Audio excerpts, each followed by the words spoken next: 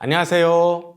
안전사고 관리 및 지도를 주제로 강의하게 된 경인교육대학교 교수 고문수입니다. 만나서 반갑습니다.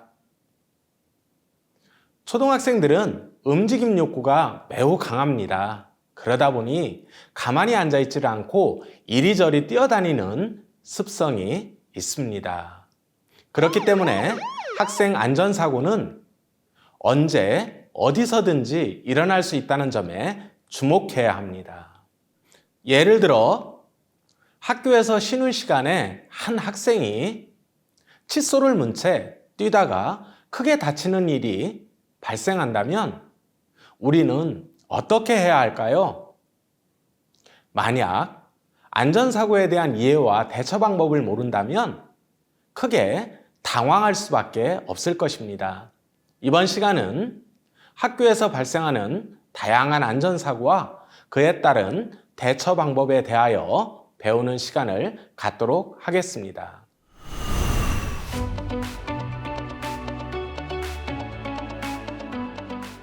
이번 시간 학습을 통해 여러분은 학교 안전사고의 유형을 알아보고 예방 수칙을 제시할 수 있으며 학교 안에서의 안전사고 발생 시 대응 절차에 대해 알 수 있습니다.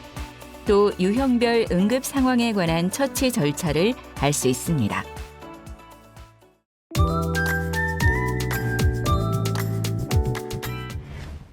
먼저 한 가지 질문을 드리고 시작하겠습니다. 누군가가 안전교육에서도 토마토 효과가 적용될까요? 라고 묻는다면 우리는 어떤 대답을 내놓을 수 있을까요? 네, 맞습니다. 예스입니다. 토마토 효과는 어떤 요법이 효과가 있음에도 불구하고 사람들이 외면하는 현상을 의미합니다.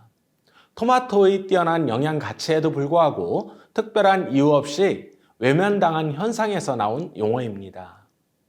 우리는 생활 속에서 안전교육이 중요함에도 불구하고 많은 사람들이 이를 활용하지 않거나 특별한 이유 없이 등한시하는 경우가 있습니다.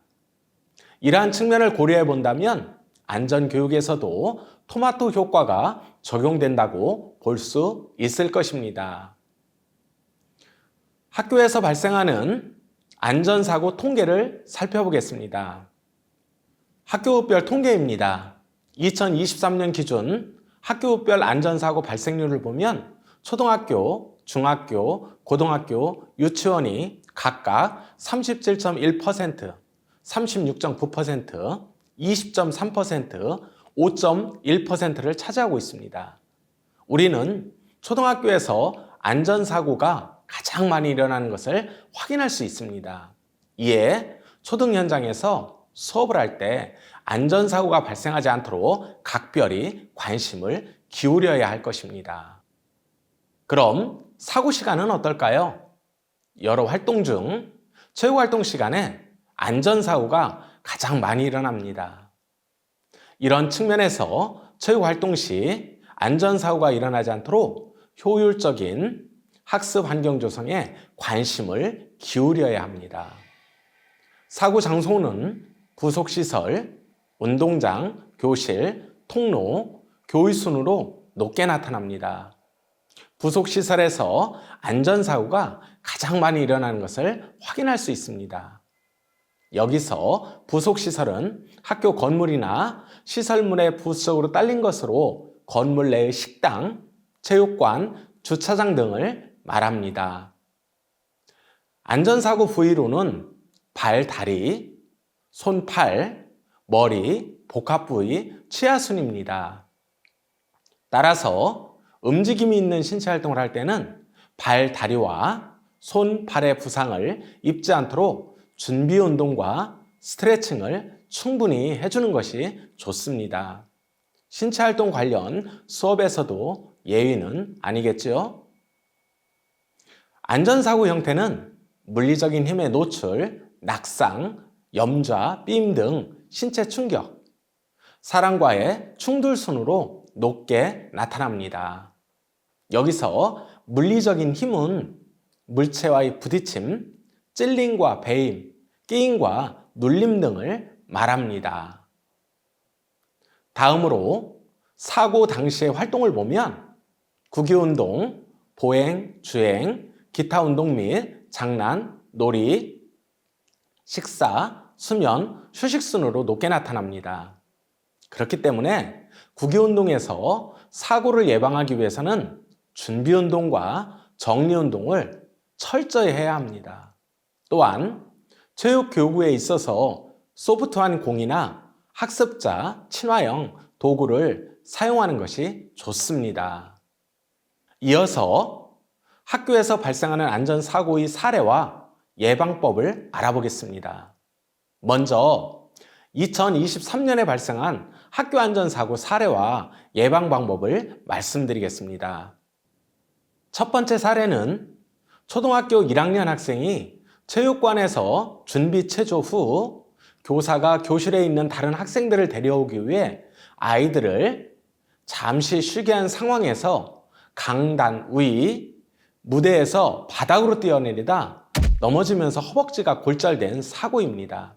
이런 경우 초등학교 1학년 학생의 신체적 운동 기능적 발달은 유아와 비슷하여 불안전한 행동에 의한 사고의 위험성이 높다는 점을 이해하고 지도해야 합니다. 또한 체육관의 강단은 운동이나 놀이공간이 아님을 분명하게 안내하고 올라가서 놀지 않도록 지도하는 것이 중요합니다. 다음은 한 학생이 산책 후 마당에서 친구들과 무궁화꽃이 피었습니다. 놀이를 하며 뛰다가 멈추는 과정에서 자신의 발에 꼬여 바닥에 넘어진 사례입니다. 당시 머리를 먼저 바닥에 부딪히면서 나뭇바닥에서 돌출된 못머리에 부딪혀 이마가 찢어진 사고였습니다. 이를 예방하기 위해서는 학생이 갑자기 뛰거나 멈출 때 불안전한 위치나 자세를 취해 쉽게 넘어질 수 있음을 유의해야 합니다. 또한 실내외 활동 공간에서 바닥에 돌출물이나 패인 공간이 없는지를 수시로 점검하고 관리하는 것도 중요합니다. 안전사고는 예방이 답이다라는 점을 기억해야 합니다. 다음은 유아가 유치원 앞 운동장에서 소방합동 대피훈련 활동 후 기념사진 촬영 시 소방차 배기구 쪽의 열로 인해 발목 열화상을 입은 사고입니다. 이런 사고는 일상생활 속에서도 일어날 수 있습니다. 이를 예방하기 위해서는 아이들이 차량 배기구에 접근하지 않도록 지도해야 합니다. 특히 학생들의 교육활동에 이용되는 시설, 장비, 물품의 특성으로 인한 사고의 위험성이 있는지의 여부를 사전에 확인하는 것도 좋은 방법입니다. 이번에는 2024년에 발생한 학교 안전사고에 대해 살펴보겠습니다. 먼저 수업 중 다른 학생의 고함 소리로 인해 왼쪽 귀 청력이 손상된 사고가 발생하였는데요. 이를 예방하기 위해서는 교실에서 큰 소리로 소리 지르지 않도록 지도하고 갑자기 소리치면 친구들이 놀랄 수 있으니 친구들을 배려하며 조용히 수업을 듣도록 지도하는 것이 중요합니다. 이번에는 화장실에서 의식을 잃은 사고입니다. 머리가 어지럽다고 화장실에 들어간 학생이 구토와 설사를 하다가 쓰러진 사고가 발생하였는데요. 이를 예방하기 위해서는 친구가 아프거나 몸이 안 좋으면 선생님께 바로 이야기할 수 있도록 지도해야 합니다. 또한 학생들이 화장실에서 놀다가 화장실 문틈 사이에 손이 끼는 사례가 발생할 수 있습니다. 만약 학생의 손이 화장실의 문틈 사이에 끼게 된다면 쓰레기를 줍는 집게 등의 물체를 틈 사이에 끼고 좌우로 움직이면 학생이 손을 쉽게 뺄 수 있습니다. 물론 화장실에서 학생이 놀지 않도록 지도하는 것이 더 중요합니다. 다음은 점심시간에 급식실로 이동하던 한 아이가 계단 손잡이와 벽 사이에 팔을 넣었다 빼려다가 팔꿈치 뼈가 빠진 탈골 사고인데요. 이를 예방하기 위해서는 계단과 복도의 벽에 설치된 난간은 벽으로부터 5cm 이상 떨어지도록 설치하고 유지 관리를 해야 합니다. 또한 평상시 불안전하게 또는 부적절하게 사용하거나 사용할 수 있는 물건이 무엇인지 찾아보고 올바른 이용 방법에 대한 안전교육을 실시해야 합니다. 계단의 난간 손잡이에서 미끄럼을 타지 않도록 지도하는 것도 중요합니다. 다음은 한 학생이 전자교탁의 모니터와 설치대 사이의 틈에 왼손 중지가 끼인 사고인데요. 실무사의 도움을 받아 학생은 손가락을 빼낼 수 있었지만 손톱에서 피가 나고 손가락이 멍들었습니다. 이를 예방하기 위해서는 호기심이나 장난으로 문, 가구 등의 좁은 틈새에 몸이나 손가락 등 신체 일부를 집어넣지 않도록 주의를 줘야 합니다. 또한 교실 안에서 손가락 끼임 사고가 일어날 수 있는 장소나 가구 등을 찾아보고 손가락 끼임 사고 방지를 위해 어떻게 행동해야 하는지를 학생들과 이야기하여 안전사고가 발생하지 않도록 지도해야 합니다. 계절별로 안전사고가 일어나기도 하는데요. 방과 후 컴퓨터 교실 수강을 위해 기다리던 4학년 여학생이 다른 학생의 우산에 안경이 깨지며 눈에 상처를 입어 응급처치 후 안과 치료를 받은 사례입니다. 이를 예방하기 위해서는 우산이나 물건 등으로 친구들에게 장난을 치지 않도록 지도해야 합니다. 한 번의 장난이 상대방에게 큰 상처를 남길 수 있다는 점도 꼭 지도해야 합니다. 또 한 학생이 점심시간에 밥 먹던 젓가락을 전기 콘센트에 꽂아서 감전을 당하는 사고가 있었는데요. 이를 예방하기 위해서는 전기 콘센트나 선풍기 날개 등에 물체를 넣지 않도록 지도해야 합니다. 이러한 부분은 가정에서도 일어날 수 있는 일입니다. 학생들이 생활 속에서 안전을 실천할 수 있도록 안내해야 합니다. 그리고 겨울철 운동장에서 친구가 던진 얼음 덩어리에 얼굴을 맞아 눈꺼풀이 찢어지는 사고도 발생했는데요. 이를 예방하기 위해서는 눈이나 얼음을 던지지 않도록 학생들에게 충분히 교육하고 안전하게 겨울놀이를 할 수 있도록 유도해야 합니다. 학교에서 발생하는 안전사고는 처치도 중요합니다. 하지만 더 중요한 것은 학교에서 발생하는 안전사고는 미리 예방하는 것임을 잊지 말아야 한다는 점입니다. 우리는 예방이 곧 대응이다라는 인식을 갖고 있어야 합니다. 또한 우리는 생활 속 공간 시설 점검, 이동할 때 안전지도, 규칙에 대한 학생들과의 합의를 통해 안전사고 예방에 집중해야 할 것입니다. 학교에서 교사와 학생이 함께 안전교육에 대하여 관심을 기울일 때 학교 안전사고는 예방할 수 있습니다.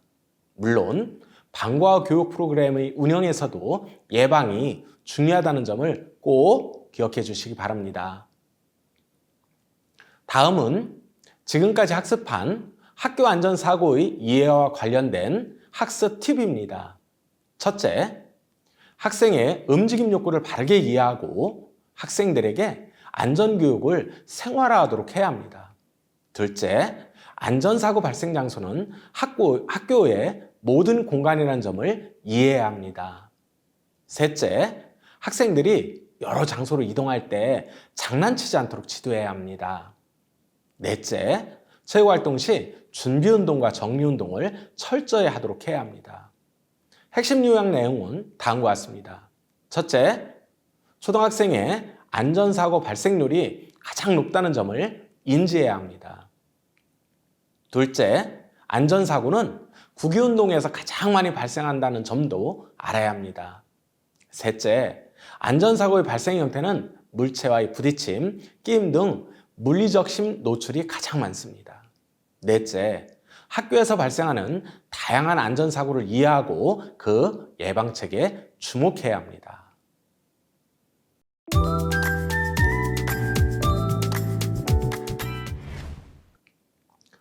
다음은 학교 안전사고 대응 방법 및 절차와 관련된 내용입니다.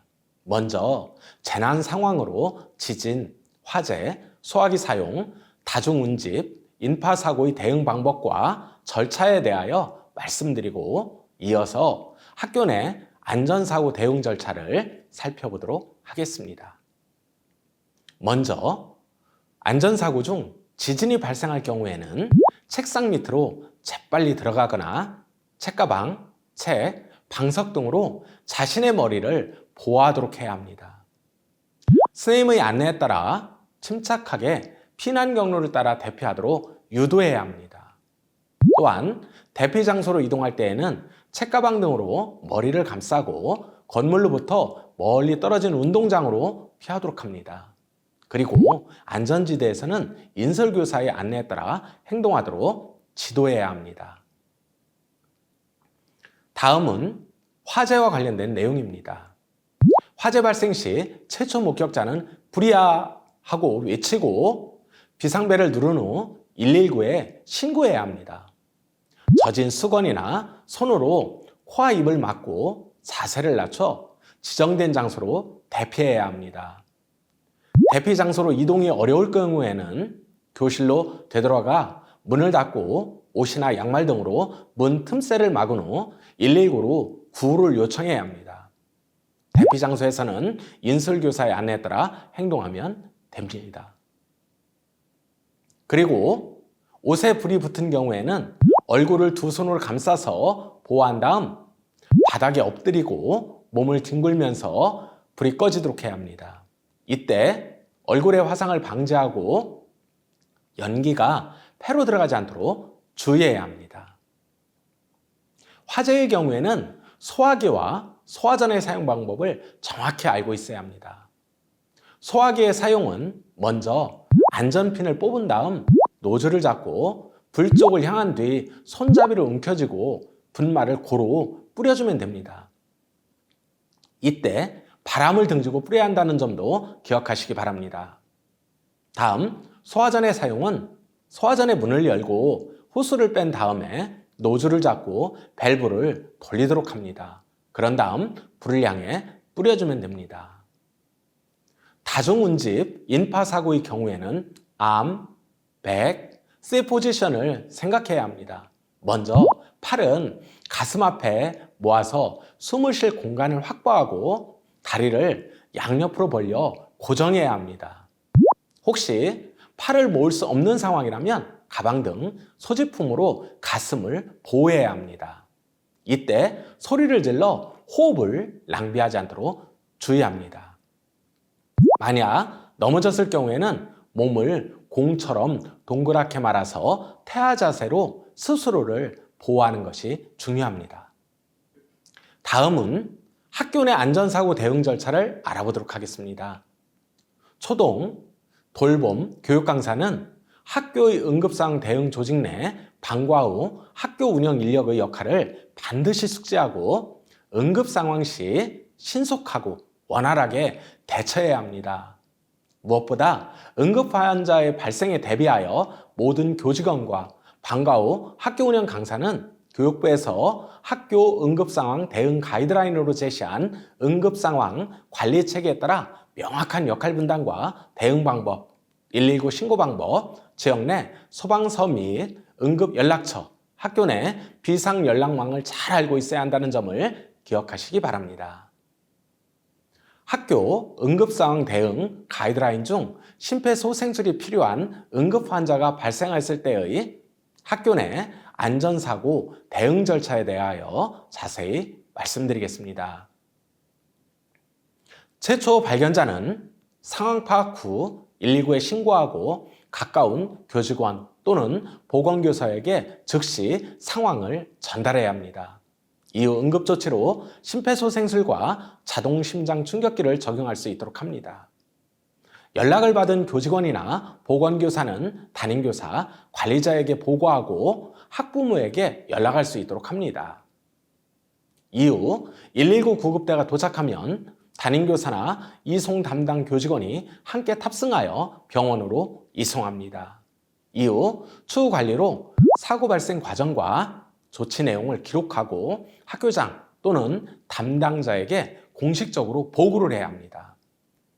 다시 한 번 더 학교 내 안전사고 대응 절차를 말씀드리면, 첫째, 상황 파악 및 119 신고와 보건교사에게 알립니다. 둘째, 응급조치 및 병원 이송을 합니다. 셋째, 상황 정리 및 보고를 해야 한다는 점을 기억하시기 바랍니다. 구체적으로 학교에서 발생하는 안전사고의 경우 학교 내 안전사고 대응 절차는 교육부에서 고시한 학교 안전사고 관리 지침을 따르면 됩니다. 병원 치료가 필요하지 않은 일반 상해사고, 병원 치료가 필요한 일반 상해사고, 그리고 생명의급사고로 응급 환자가 발생할 경우 각각 상황 파악 및 전파, 안전조치, 상황정리, 보고조치 등의 4단계 내용을 참고하여 활용할 것을 제안합니다. 안전사고 유형별 대응 절차 중 병원 치료가 필요하지 않은 일반 상해 사고에 대해서 한 가지 말씀드리겠습니다. 최초 발견자는 가까운 교직원에게 상황을 전달합니다. 교직원은 간단한 처치를 합니다. 이후 환자에게 주의사항을 안내합니다. 그리고 학교장에게 보고하는 형태로 안전사고에 대응해야 합니다. 끝으로 학교 안전사고 유형별 응급처치 이해와 관련된 내용을 정리하겠습니다. 먼저 학습 팁입니다. 첫째, 지진이 발생한 경우 머리를 보호하기 위해 책상 밑으로 빠르게 들어가도록 지도합니다. 둘째, 화재 발생 시 젖은 수건이나 손으로 코와 입을 막고 자세를 낮춰 이동하도록 안내합니다. 무엇보다 지진이나 화재 발생 시 엘리베이터를 타지 않도록 지도해야 합니다. 셋째, 소화기와 소화전 사용 방법을 알고 있어야 합니다. 넷째, 다중운집 인파사고를 예방하기 위해 암, 백, 세 포지션을 이해해야 합니다. 다섯째, 학교 내 안전사고 대응 절차를 바르게 이해해야 합니다. 핵심 요약 내용은 다음과 같습니다. 첫째, 지진과 화재 관련 응급처치 방법을 알고 있어야 합니다. 둘째, 소화기와 소화전 사용 방법을 알고 있어야 합니다. 셋째, 일상 속에서 발생할 수 있는 다양한 유형별 응급처치 방법을 알고 있어야 합니다. 넷째, 학교 내 안전사고 대응 절차를 바르게 알고 실천할 수 있도록 관심을 기울여야 합니다.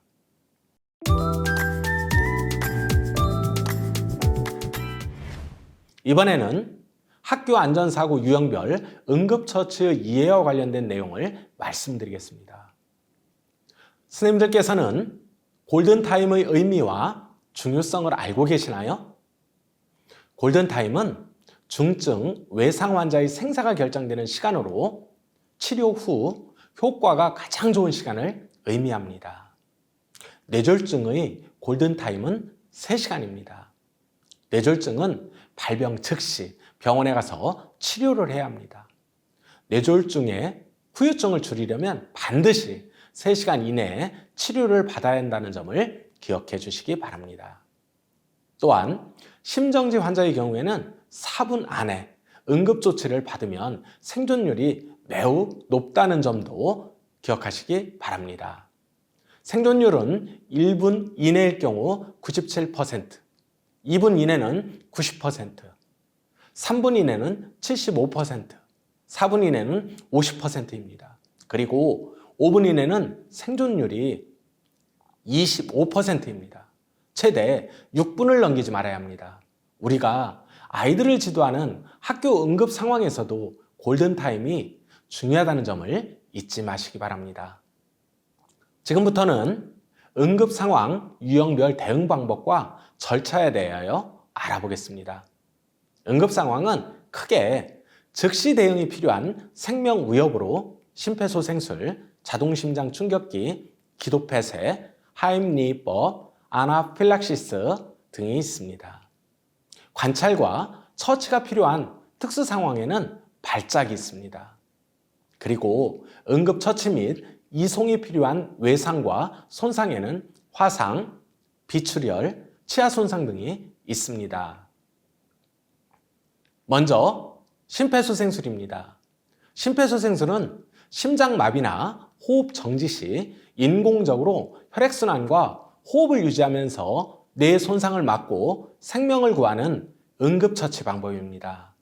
심장이 멈추고 4분이 지나면 몸속에 있는 산소가 급격하게 떨어져 뇌로 가는 혈액이 줄면서 뇌 손상이 시작되고 심하면 사망하게 됩니다. 골든타임이 4분인 심폐소생술을 생활 속에서 실천해 볼까요? 심폐소생술은 먼저 의식을 잃은 사람의 어깨를 가볍게 두드리며 반응을 확인합니다.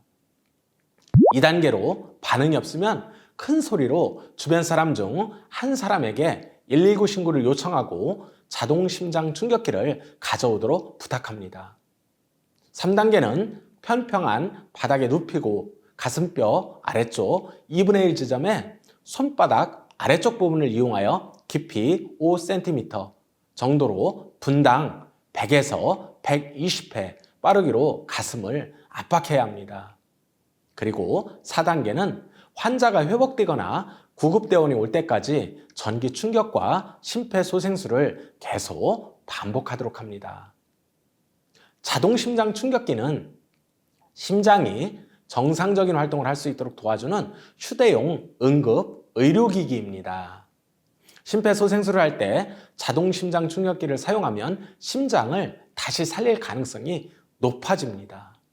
사용법은 전원을 켜고 AED의 안내에 따라 환자 가슴에 패드를 부착한 뒤 기계의 음성 안내에 따라 분석 및 충격 버튼을 누릅니다.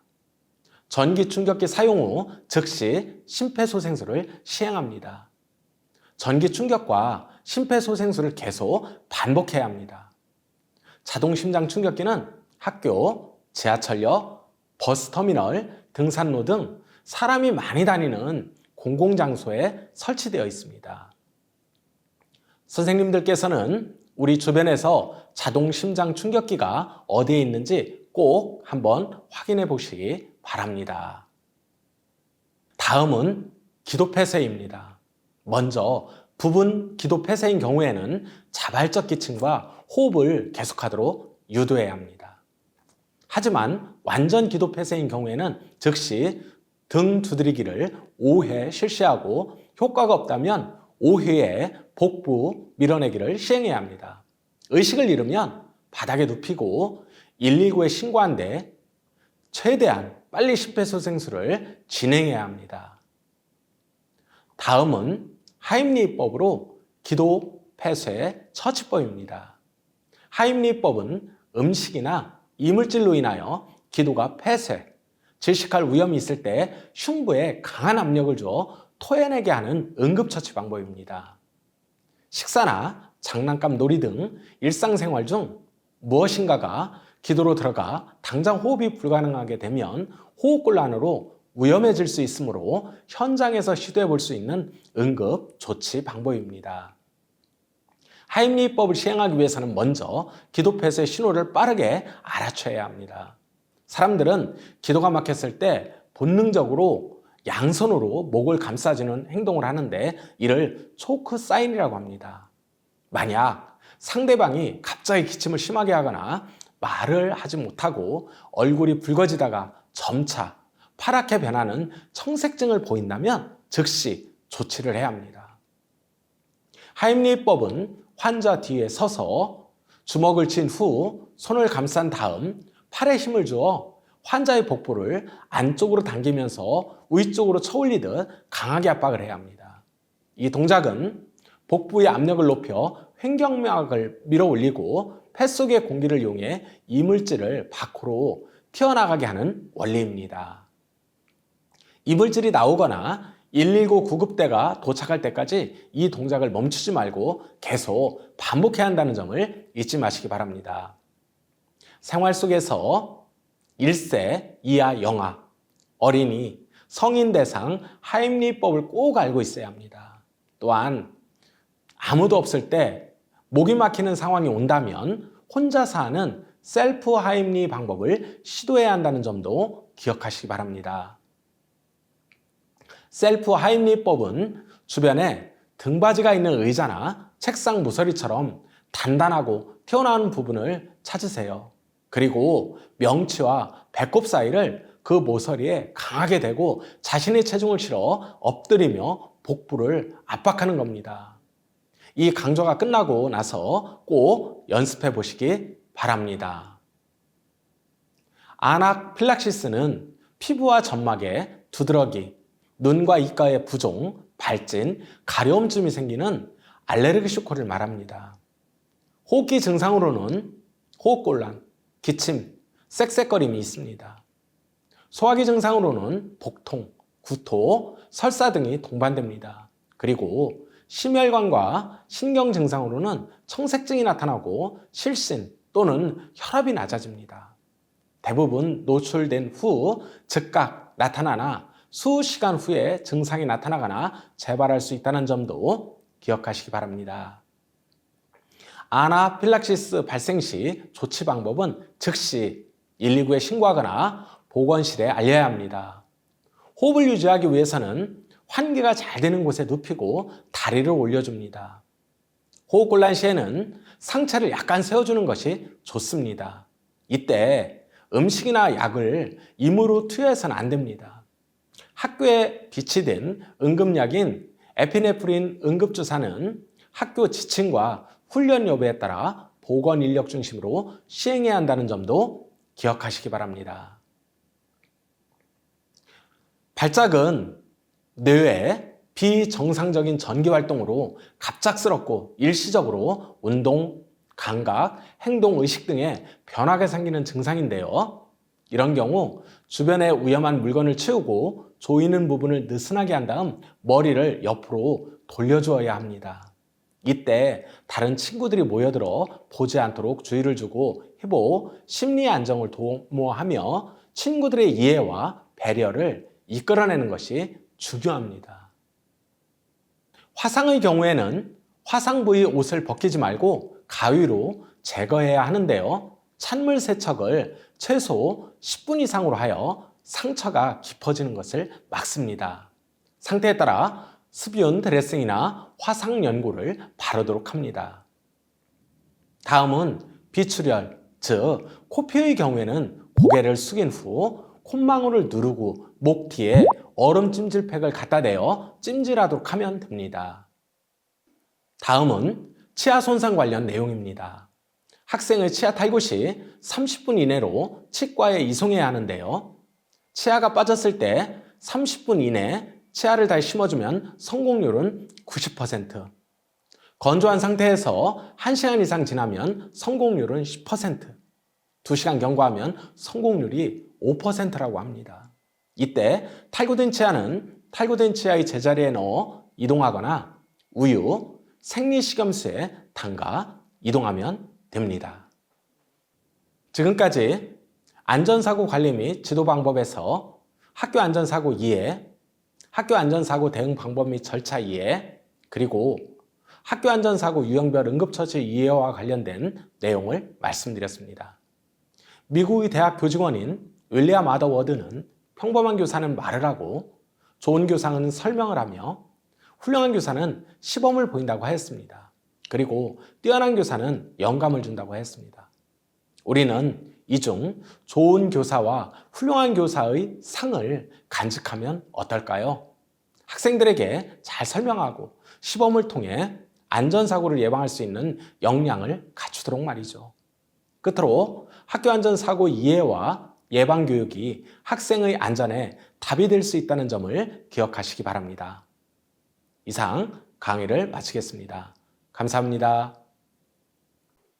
끝으로 학교 안전사고 유형별 응급처치 이해와 관련된 학습 팁을 말씀드리겠습니다.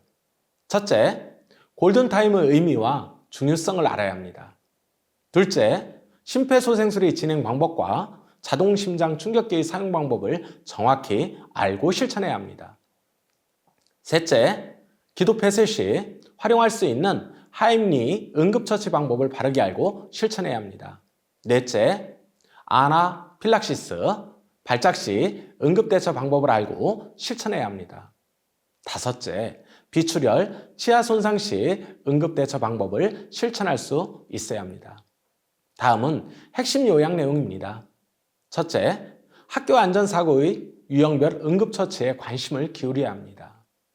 둘째, 초기 대응이 결과를 바꾸는 골든타임의 가치를 이해해야 합니다. 셋째, 심폐소생술과 자동심장 충격기의 사용 방법을 바르게 알아야 합니다. 넷째, 기도 폐쇄 시 활용할 수 있는 하임리 응급처치 방법을 알고 있어야 합니다. 다섯째, 일상 속에서 발생하는 다양한 유형별 응급처치 방법을 알고 실천할 수 있도록 관심을 기울여야 합니다.